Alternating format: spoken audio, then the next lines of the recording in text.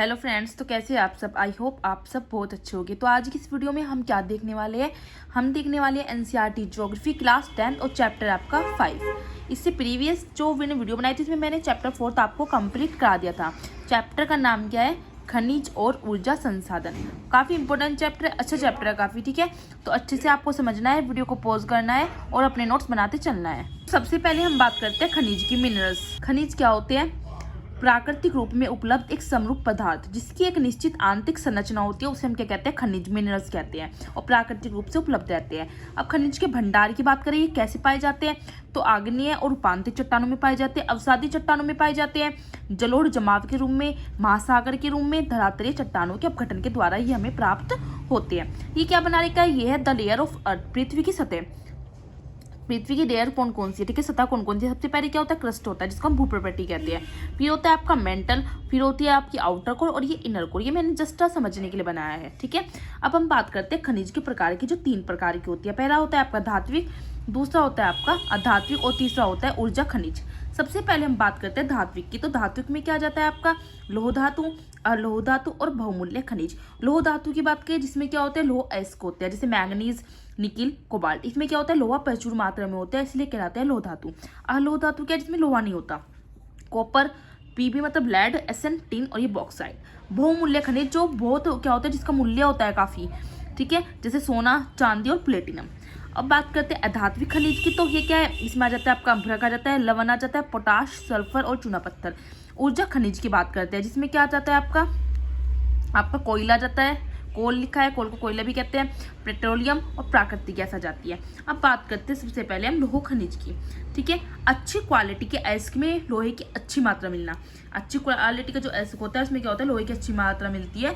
और क्या होता है, इसमें मैग्नेटाइट की बात की 70% लोहा पाया जाता है। सबसे अच्छी क्वालिटी का लोह अयस्क मैग्नेटाइट है। हेमाटाइट की बात करें तो 50 से 60% लोहा होता है। मुख्य औद्योगिक लोह अयस्क है ये। भारत में बात करें तो लोह अयस्क के मुख्य बेल्ट का है, मतलब कहाँ पाया जाता है, तो उड़ीसा, झारखंड बेल्ट, दुर्ग, बस्तर, चंद्रपुर बेल्ट, छत्तीसगढ़, महाराष्ट्र में है ये। बेल्लारी, चित्रदुर्ग और चिकमगलूर बेल्ट जो है ये कर्नाटक में पाया जाता है। महाराष्ट्र, गोवा बेल्ट, ठीक है। तो भारत में क्या है, लोह अयस्क के बेल्ट है। अब बात करते हैं मैंगनीज की। स्टील व फेरो मैंगनीज अयस्क के निर्माण में इसका प्रयोग होता है। इसका इस्तेमाल की बात करें तो ब्लीचिंग पाउडर, कीटनाशक, पेंट बनाने में भी है। 1 टन स्टील बनाने में करीब 10 किलो मैंगनीज की जरूरत होती है। तो ये हमने बात करी थी किसकी, धात्विक की। अब आ जाते हैं अधात्विक खनिज, अहलो खनिज, ठीक है। अहलो खनिज की बात करें तो इसमें एल्यूमिनियम आ जाता है, तांबा। तांबे की बात करते हैं तो बिजली के तार बनाए जाते हैं, इलेक्ट्रॉनिक और रसायन उद्योग में इस्तेमाल होता है।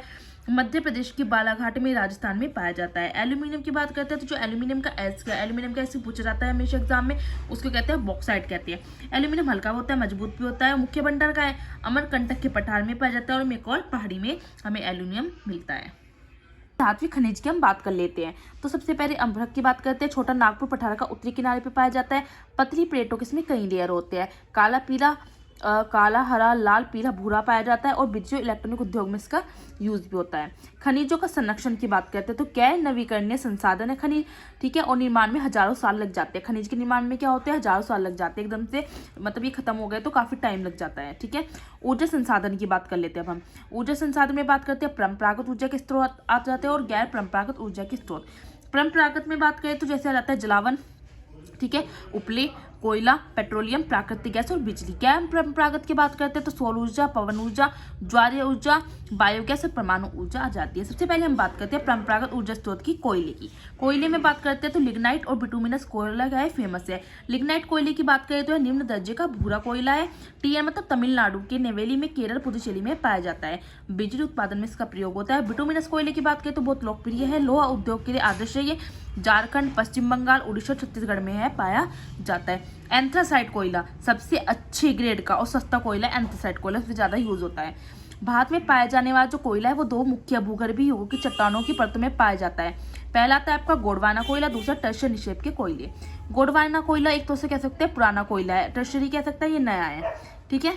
गोंडवाना कोयले की बात करते हैं दामोदर घाटी में मिलता है। झरिया, रानीगंज, बोकारो, झारखंड के दुमका में पाया जाता है। और ये जो टर्शियरी है पूर्वोत्तर की मेघालय, असम, अरुणाचल और नागालैंड में पाया जाता है।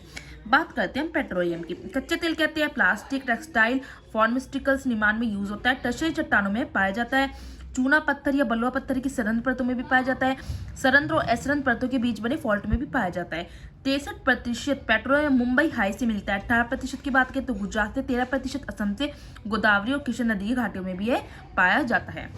बात करते हैं हम किसकी, बात करते हैं प्राकृतिक गैस की। स्वच्छ ऊर्जा संसाधन है, पर्यावरण का अनुकूल ईंधन कह सकते हैं प्राकृतिक गैस को। बिजली और उर्वरक उद्योग उपयोगकर्ता तरल ईंधन को बदलने के लिए वाहनों में क्या होता है, सीएनजी पीड़ित प्राकृतिक गैस का प्रयोग होता है। कृष्णा गोदावरी बेसिन में प्राकृतिक गैस के बड़े भंडार पाए गए हैं। बिजली की बात करते हैं, उत्पादन कैसे होता है, दो तरीकों से। एक तो बहते पानी से टरबाइन द्वारा बिजली बनाई जाती है, और एक कोयला, पेट्रोलियम, प्राकृतिक गैस, इनको ईंधन के रूप में इस्तेमाल करके भाप बनाई जाती है। उस भाप से क्या बनती है, बिजली। अगर हम कहें 60% बिजली जो है इसी से बनाई जाती है, भाप के द्वारा, ठीक है। जाते हैं परमाणु ऊर्जा पर, तो उसका निर्माण जो है यूरेनियम और थोरियम से हुआ है। ये खनिज है, ये खनिज कहाँ मिलते हैं, झारखंड में मिलते हैं, राजस्थान की अरावली पहाड़ियों में मिलते हैं, और केरल में क्या मिलता है, मोनोजाइट रेत में थोरियम की प्रचुरता पाई जाती है। परमाणु ऊर्जा क्या है, मतलब परमाणु की संरचना में बदलाव करके, ठीक है। परमाणु संयंत्र में इनकी आंतरिक संरचना में बदलाव होता है, जिससे भाप निकलते हैं, और ये टरबाइन पर डालकर इससे बिजली भी बनाते हैं। तो नरोरा परमाणु ऊर्जा संयंत्र कहाँ है, यूपी में। ये क्वेश्चन जरूर पूछा जाता है। नरोरा परमाणु संयंत्र उत्तर प्रदेश में है। काकापारा परमाणु संयंत्र कहाँ है, तो ये आपका गुजरात में है। तारापुर परमाणु संयंत्र महाराष्ट्र में है। बात करते हैं हम सौर ऊर्जा की। सौर ऊर्जा को विद्युत ऊर्जा में बदलने के लिए फोटोवोल्टेइक टेक्नोलॉजी का इस्तेमाल किया जाता है। भुज के निकट माधापुर में बात करें तो भारत का सबसे बड़ा सौर ऊर्जा प्लांट है। ये भुज का है, ये गुजरात में है। ग्रामीण इलाकों में देखो तो जलावन और उपलों पर निर्भरता कम करने में मदद करता है, कि जब वहाँ पे बिजली आ जाएगी, और जीवाश्म ईंधन के संरक्षण में भी यह मदद करता है। करते हैं पवन ऊर्जा की। भारत को अब विश्व में पवन सुपर पावर माना जाता है। तमिलनाडु में नगरकोइल से मदुरै तक बात करें तो विंड फार्म भारत के सबसे बड़े हैं। प्रदूषण नहीं होता, लागत सस्ती है, ठीक है। बायोगैस की बात करें तो खरपतवार, कृषि अपशिष्ट और पशु और मानव अपशिष्ट से बायोगैस बनाई जा सकती है। ज्वारीय ऊर्जा की बात करें, चंद्रमा के आकर्षण के कारण क्या होता है, समुद्र का जगह कभी ऊपर जाता है कभी नीचे। जब वो ऊपर उठता है, इस प्रकार क्या बनते हैं, लहरें बनती है, और इन लहरों को ज्वारीय लहरें कहते हैं। जब ये लहरें ऊपर उठती है, ठीक है, और नीचे भी गिरती है, तो इसको हम ज्वारीय ऊर्जा कहते हैं, जो ऊर्जा से प्राप्त होती है। समुद्र जल का जब ऊपर उठती है लहरें तो उनको ज्वार कहते हैं, और नीचे गिरने पर भाटा कहते हैं। ज्वार भाटा लहरें की बात करें तो दिन में 2 बार आती है। नेशनल हाइड्रो पावर कॉर्पोरेशन ने कच्छ की खाड़ी में 900 मेगावाट का एक ज्वारीय ऊर्जा प्लांट बनाया है। भूतापीय ऊर्जा की बात करें, इस नाम से पता चला है, भूमि से। धरती के अंदर क्या है, काफी गर्माहट है, काफी उष्मा है, तो यह उष्मा दरारों से होकर सतह पे आती है। जब सतह पे आती है तो क्या होता है, भूमि का जो जल है वो गर्म हो जाता है और भाप के रूप में ऊपर आता है। ये भाप के रूप में ऊपर आता है तो भाप का इस्तेमाल होता है टरबाइन चलाने में, वहां से बिजली भी बनती है। इस ऊर्जा से बिजली बनाने के 2 संयंत्र है, हिमाचल प्रदेश के मणिकरण के पास पार्वती घाटी में, और दूसरा लद्दाख की पूका घाटी में। तो ये हो जाता है आपका चैप्टर कंप्लीट। अब मैं स्टार्टिंग से दिखा रही हूँ आपके नोट्स। आपको क्या करना है, वीडियो को पॉज करना है, नोट्स बनाना है और अच्छे से समझना है।